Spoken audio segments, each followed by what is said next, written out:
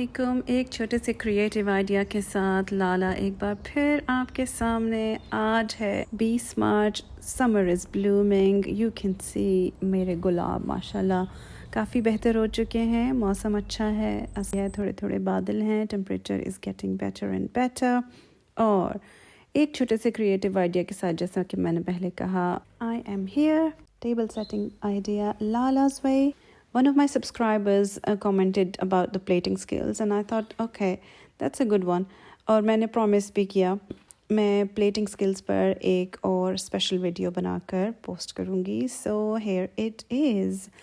Okay, so बहुत सारे ideas मैंने देखे online, Insta पर and TikTok पर and लोगों ने जो vloggers हैं उन्होंने बहुत मेहनत की हुई है उसके ऊपर. लेकिन बस एक चीज़ उसमें मुझे समझ नहीं आती थी कि अगर मिडल में आपने इतनी सारी चीज़ें लगा दी, कैंडल्स लगा दी, बहुत सारे वाजेस रख दिए, बड़े बड़े व्लॉगर्स ने इस तरह की टेबल सेटअप्स किए हुए हैं, और इतनी एक्स्ट्रावेगेंट चीज़ें अगर आपने लगा दी तो आप खाना कहाँ सर्व करेंगे.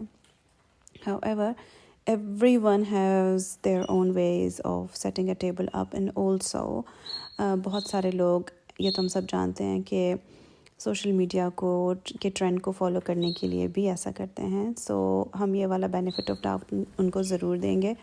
However, coming back to Lala's own, so मेरे पास इस वक्त यहाँ पर प्रैक्टिकलिटी का एलिमेंट बहुत ज़्यादा इम्पॉर्टेंट था.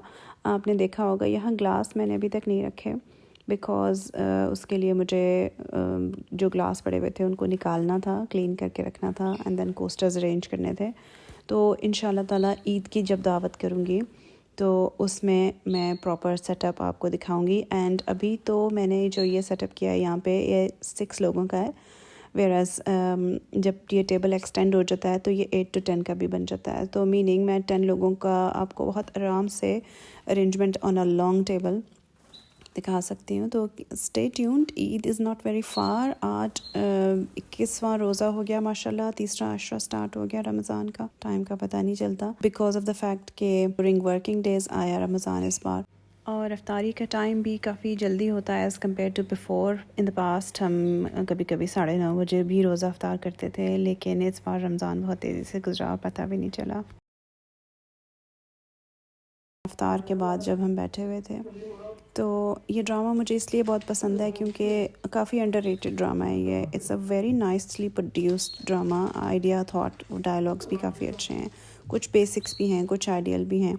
लेकिन मैं पर्टिकुलरली इस कपल की स्टोरी को देखने के लिए ये ड्रामा देखती हूँ.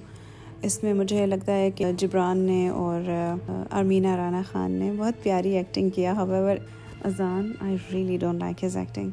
इसको बिल्कुल एक्टिंग नहीं करनी आती. He is unique in himself, लेकिन मज़ा नहीं आता बिल्कुल भी इसको स्क्रीन पर देख के. However, that's my opinion. Of course लोगों को पसंद है तो he is in a drama. इस वाले एपिसोड में I think it's a climax episode. इसमें बहुत सारी चीज़ें रिवील हुई. एक्चुअली ऐसा क्या हुआ था इन द पास्ट के Ali Murad was not able to get married again and he has been holding his sorrow inside his heart. तो यही चीज़ें. फिर then the face off with the dad and the dialogue delivery over here in this scene, ये भी मुझे बहुत मज़े की लगी, बहुत अच्छी लगी. काफ़ी इमोशनल थी, काफ़ी टचिंग थी.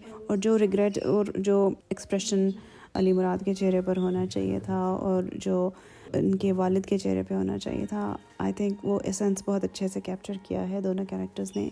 And actually credit goes to the director and the producer both कि उन्होंने सीन को सेटअप भी बहुत अच्छे तरीके से किया, एज वेल एज जो एक्टर्स हैं उनसे काम भी बहुत अच्छे तरीके से लिया. कितनी नफरत करती होगी, ना जाने मेरी बेटी मुसलमान होगी या नहीं. और आप बेशर्मसार हैं. क्या करूं मैं आपकी शर्मिंदगी और नदामत का. देखो बेटा, माजी में जो भी हुआ वो गलत थी. ऑल्सो जब आप कोई सॉरो को, किसी रिग्रेट को, किसी तकलीफ़ को, किसी पेन को इतना ज़्यादा दबा के अपने अंदर रखते हैं तो eventually it comes out in a form of a disease. Ali Murad के लिए भी हमने यही देखा कि उसको हार्ट डिज़ीज़ थी. And then this scene was the key, क्योंकि इनिशियली हमने यही देखा कि अली मुराद का अपनी सिस्टर के साथ एक बहुत अच्छा बॉन्ड था وہ کیسے اور کیوں ٹوٹا. Now we are gonna get to know.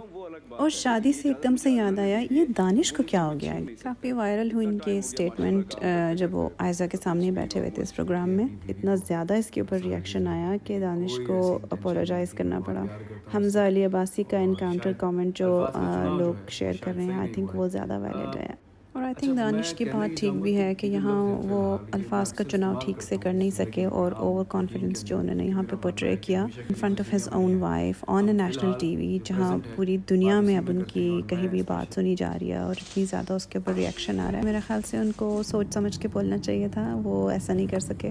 Any how evening complete ہوئی, ڈرامہ ختم کر کے ہم نے افطاری کے بعد کے سارے برتن سمیٹے. گوشت آیا ہوا تھا, گوشت کو میں نے سمیٹا اور پھر برتن سمیٹ کر عبادت کی تیاری شروع کی. رمضان کی پہلی طاق رات تھی. آج کا ولاگ ہوگا تھوڑا سا مختصر, اپنا ولاگ میں یہیں ختم کروں گی. دعاؤں میں لالا کو بھی یاد رکھیے گا اور انشاءاللہ تعالی عید پر آپ سے بہت جلد ملاقات ہوگی. Stay tune, like and subscribe and share. Allah حافظ.